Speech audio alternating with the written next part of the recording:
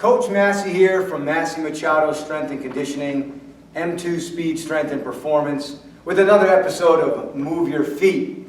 We're going to follow up with another viewer's email and knock it back here. Maybe not move our feet so much today, but eventually get to where we take this progression to move our feet. So it says, Dear Coach Massey, like the last viewer, I've been forced to work out of my very small car with only a few small kettlebells and bands. I've recently found a niche with the 55 and over crowd and was looking to employ a new multi-planar evaluation or progression. I remember reading your article entitled Planes, Trains, and the Anatomical Deal some time ago and was wondering if you had any suggestions that might help me out. Thank you very much, and I know I'm going to butcher this last name, Marjorie Della Conciatora. So thank you, Marjorie, and thanks for reading that article. And actually, we do have a good evaluation that turns into a progression for multi-planar efficacy. So we actually call it the toss across. And we designed this a while back to be sort of proprietary in a sense that when we would get a client that has finished up their course of physical therapy or an athlete that finished their course of physical therapy, post-injury, post-surgical, we like to conduct some dynamic and also some static evaluations. And one of the movements that we came up with, we call the toss across. We affectionately call the toss across, and you'll see why. So I'm going to call Maddie in right now to assist me. And we're going to just talk about how we look at the planes real quick. So I'm going to use Matt as my demonstrator and as my model. And as we all know, we have planes, and we train in and through these planes. First being, for a quick review, so your frontal or coronal plane that splits you down your ears here, okay, is a vertical line, and it separates your anterior from your posterior. Then you got your sagittal plane, turn this way, Maddie, which cuts you this way, right, vertical line, it separates right from left.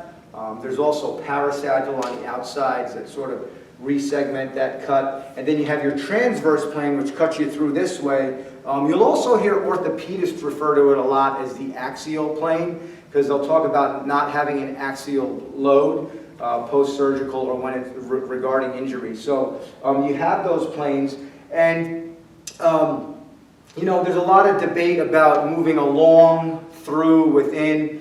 So like if this is your frontal plane here, and I'm looking at Maddie separated anterior, posterior, so this would kind of be along his frontal plane, whereas this would be him breaking the frontal plane. I would break his sagittal here, and if he were to lunge forward, he would be within or along his sagittal plane. So there's always some debate about my perception about that, but that's sort of how I interpret it. And when you see the next movement, you'll know why. We're going to kill all these planes at once, which is kind of cool. So when we get this person in, one of the things we'll ask them to do is we'll tell them, assume an athletic stance. We call it power pillar, but in any event, we sort of see where they land. So right from there, when I tell that person to assume an athletic stance, one of the things I'm going to look for, one of the elements or factors, is I'm going to see if they lock their knees out, and that means athletic to them, or if they go, boom, they sort of sit. So an athletic stance, we call it power pillar. So Maddie's going to flex his knees a little bit more. And then I'm going to walk them through what we're expecting. You have to verbally cue this, because much like the FMS where you don't want to provide a lot of coaching, you want to just see what somebody actually has to say. Excuse me for the phone ringing in the background. You want to just see how they get through that functional movement screen. Same thing with this is, you don't want to coach them through it, you want to verbalize. So when I have this person here, what I'm actually going to tell them is, okay, so I want you to take your right hand, I want you to flex, I want you to bend, and I want you to get the back of your right hand on the outside of your left foot and hold it for me. So we'll see how it happens. Now Maddie's pretty good at this because he flexed, ankles, knees, hips. He's flat and he's reaching across. You can stand up, Matt. A lot of the times there'll be such anatomical limitations that what will occur is someone will just simply rotate into it. Okay? Now, I'm not saying that's a good or bad thing. What I'm saying is if you want to see where someone's athleticism lies and basically what you have to work with, you're going to see what their first initial response is. So once again, Let's see what that would look like. So, boom, that's what he looks like. Good. Stand up, Maddie. If you see somebody just do this and rotate down, leg falls out, ankle stability is compromised, it's not the best looking thing. So then you would coach them through this and say, now I'm going to offer you a little advice. I'm going to give you some more verbal cueing. You're going to start at that position, but then I would like you to reach up and I would like you to follow your fingers. So I would like you to get down in the position and I would like you to stand up. So now you see what we're doing is we're cutting our transverse plane, our sagittal plane, our frontal plane. We're moving through all the planes. And I also like to tell people, if you've ever seen the movie Saturday Night Fever, it's sort of like the John Travolta. So Maddie, show us what that looks like. Boom. He follows his finger. Good. And opposite side. Now, take a look at his hips. Take a look at his knees. Find out if there's any valgus there, and make sure he follows his fingers all the way up. It is super, super simple. You're like, why is this guy wasting my time telling me about this? And quite honestly, I don't think it's a waste of time because it can reveal a lot of issues.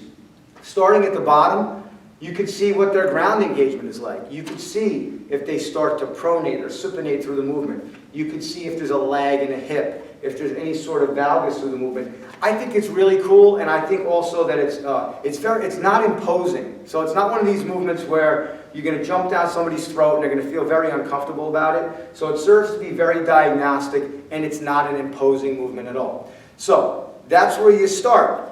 So Marjorie, you asked a question. There's something you can do without any equipment. But you said you had a couple of small bands. You said you had a small kettlebell. So Maddie's going to actually start now with the bands. I understand you're working out of your car, so you have to be really creative. You have to have an anchor point. If you're at a park, an anchor point should be really easy to find. It could be a really heavy picnic table leg. It could be a fence post. But if you're out and you're literally working out of your car, find somewhere to anchor it on your car. If you have a small car with small tires, you could probably get away with linking a couple of bands together. But as you can see, even though Maddie's a strong guy, we have like a 1/4 inch Perform Better band here. Once again, to not make it a very imposing movement, but to get a look at how people now start to manage resistance through the planes. So Maddie, give them a look at that. So you'll tell the person, step away just a hair to get tension. Not too much tension. You'll want him to assume his posture, get down, and go ahead, pull through. And back. And rest. Okay. Like Marjorie was saying, the 55 and over population, as you start to get up there in numbers, that is an exercise in and of itself that you can put them through. Okay?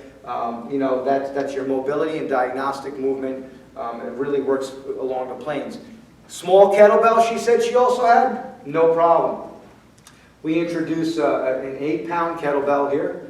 The setup is identical. It's the same. You're just going to tell the client or athlete, get the kettlebell on the outside of your opposite toe and perform the same movement. He goes bottoms up. He's bottoms up and he's looking at the kettlebell. Boom. Now what's really nice about this also is if you have him perform that movement, you can have him isolate, stop at the top, have an isometric contraction up top, and then kind of swing back around and take a look at if he has any issues in the thorax, if he all of a sudden goes kyphotic on you, and if he just starts to have some sort of breakdown in the links. It's a very diagnostic, very easy movement. So Matt, let's do that. Let's go up and let's freeze at the top and start your baseline movement. Push, bang. Now just walk around. Okay? And I can see he likes to go back behind him, which is okay. And we're taking a look here. You make sure there's not too much lateral flexion. You can tell him, give me a little more shoulder use. Boom, he's got a horizon across the middle and back down and relax. There you go. Thanks, buddy. Okay, so anyway, Marjorie, thank you for the question. Simple, probably a million people out there doing it. I highly recommend it.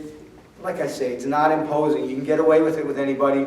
It looks really intelligent too as you start to kind of talk somebody through it. And it requires no or very little equipment. And imagine how you can progress this.